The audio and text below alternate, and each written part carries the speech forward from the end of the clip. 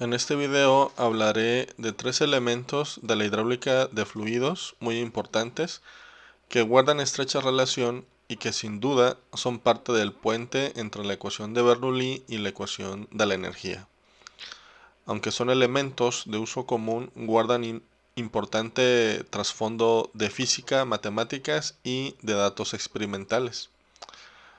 Aquí solo acotaré y relacionaré la rugosidad, la fricción y la caída de presión, dejando para otro video cosas como las pérdidas por accesorios y los métodos de solución de la ecuación de Colebrook-White. La rugosidad es una característica física de cualquier tubería y espero que la imagen que se muestra aquí pueda dar una idea de esto. Todas las tuberías tienen en realidad imperfecciones en la pared interna que tiene contacto con el fluido que es transportado. Aunque estas imperfecciones puedan ser de tamaño pequeño e irregular, pueden hacer que el fluido pierda presión a lo largo de grandes distancias. La verdad es que las magnitudes de la rugosidad son inferiores a los milímetros en muchos casos, pero sus efectos ciertamente pueden notarse a nivel macro. Por otro lado, la rugosidad también puede cambiar con el tiempo. Si el fluido tiene partículas en suspensión, puede haber sedimentación al interior de la tubería, lo que hace que se reduzca su diámetro interno y también que caiga la presión. Otros casos en que se transporta agua caliente o vapor, por ejemplo, generado a partir de agua no suavizada, da por resultado que en la tubería se reduzca su tamaño paulatinamente, como se muestra en esta diapositiva, hasta reducir dramáticamente el caudal. Ejemplos prácticos de esto pueden observarse en nuestras casas, en donde el agua dura eventualmente tapona los orificios de la regadera y también causa daños en calentadores domésticos, como se muestra en la imagen de la esquina inferior derecha. Otros casos de efectos debidos a cambios en la pared interna de la tubería pueden deberse también a microorganismos que no solo modifican la rugosidad, sino que incluso dañan las tuberías o recubrimientos que éstas pudieran tener. Una variante de la rugosidad también son las incrustaciones. De hecho, los casos mostrados aquí podrían también clasificarse como de incrustaciones severas. Diversos estudios experimentales a lo largo de décadas han mostrado que la rugosidad tiene un efecto en lo que se conoce como fricción en la interfaz de la pared interna de la tubería y el fluido que es transportado. Lo que se ha encontrado es que las condiciones de flujo son variadas y no hay una sola fórmula o tabla de datos o curvas que puedan ayudarnos a determinar qué tan grande es el efecto de la fricción. En resumen, lo que se ha hecho es dar fórmulas para casos muy específicos y bien definidos. De hecho, el caso más estudiado y comprobado es el del flujo de los fluidos newtonianos, que son, digamos, transportados por una tubería circular y cuyas fórmulas son las que muestro en este video. Debo decir también que estas fórmulas no sirven para el flujo de gases o para cuando la tubería no es circular o para cuando el fluido no es newtoniano. Para estos casos que acabo de mencionar, pues existen otras fórmulas, quizá un poco menos conocidas, pero existen.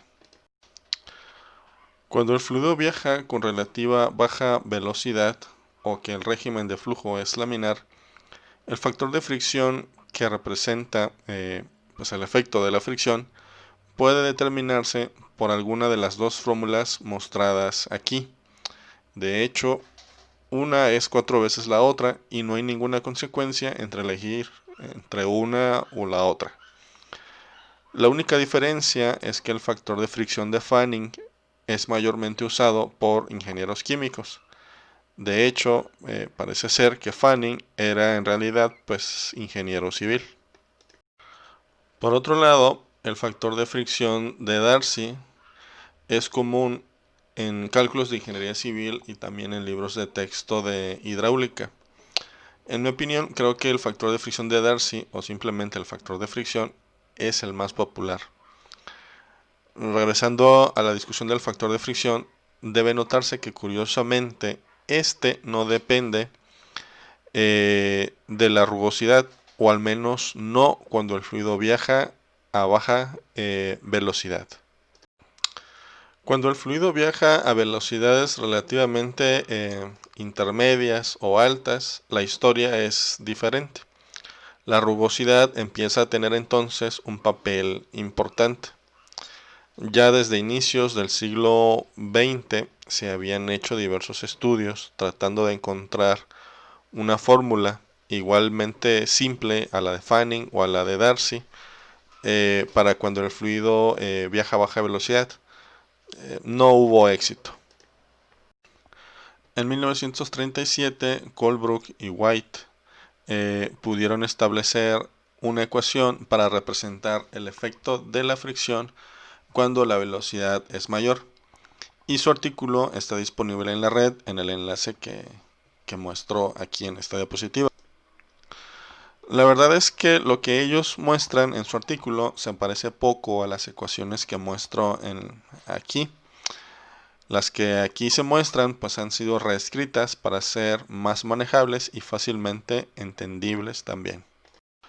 Para no hacer tan larga la historia, lo que Colebrook y White publicaron hace casi 100 años es una ecuación puramente empírica, es decir, que su ecuación representa un conjunto de datos experimentales del flujo de diferentes fluidos newtonianos por diferentes tuberías de sección transversal circular con muy diversas rugosidades y a muy diversas velocidades también. De igual manera, quienes usan el factor de fricción de Fanning y quienes usan el factor de fricción de Darcy tienen su propia versión de la ecuación de Colebrook-White, precisamente como se muestra aquí. La única desventaja de la ecuación de Colebrook-White es que es trascendental y debe resolverse numéricamente. Algunos estudiosos han propuesto expresiones más sencillas y explícitas para el factor de fricción derivadas de la ecuación de Colebrook-White, pero tienen la desventaja de que solo aplican para ciertos números de Reynolds y para ciertos valores de la rugosidad. Queda claro entonces que la ecuación de Colebrook-White sigue siendo nuestra mejor opción. El efecto de la rugosidad que se refleja en el factor de fricción y que está íntimamente relacionado con la velocidad del fluido, finalmente se refleja en lo que conocemos como pérdida de energía. Yo siempre hago la aclaración de que se trata de pérdida de energía mecánica o de cantidad de movimiento. De hecho, en última instancia, lo que vemos es que el fluido pierde presión. En términos prácticos, en ingeniería, estas pérdidas de energía se representan con una H que tiene que ver con la palabra inglesa head. De hecho, en inglés a las pérdidas de energía se les denomina también head loss. En realidad, al final de cuentas, la pérdida de energía es lo que interesa al ingeniero, porque es lo que él puede relacionar a nivel macro con otros aspectos del diseño de sistemas de tuberías. Como puede verse en la diapositiva, Darcy y Weisbach formularon una expresión que relaciona el factor de fricción con las pérdidas de energía. Sin embargo, esta fórmula se obtuvo de estudios en secciones de tubería recta para el flujo de fluidos newtonianos por diferentes tuberías de sección transversal circular con muy diversas longitudes a muy diversas velocidades también. Lo que resulta es que esta fórmula solo funciona para estos casos. Por ejemplo, si uno deseara determinar las pérdidas de energía causadas por una válvula instalada en la mitad de una tubería, o por un codo, o por un cambio súbito de diámetro, tendría que usar otras fórmulas. Entonces, si uno conoce el factor de fricción o si el fluido viaja a relativa baja velocidad, el cálculo de las pérdidas de energía es bastante sencillo. El problema ocurre cuando se tienen velocidades mayores, porque entonces es necesario usar la ecuación de Colebrook-White. Y el problema que siempre se tiene es puramente numérico.